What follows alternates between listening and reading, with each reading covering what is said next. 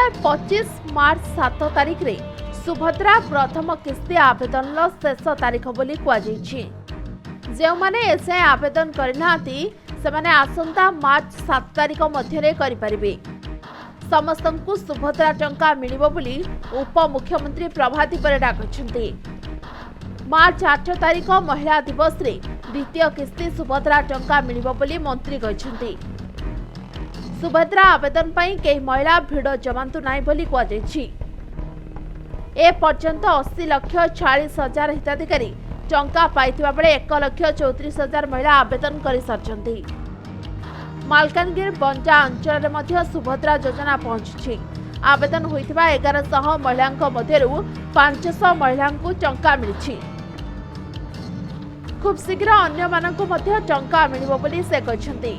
आज मध्य किछि हिताधिकारी पाखकु सुभद्रा टंका दियाइछि।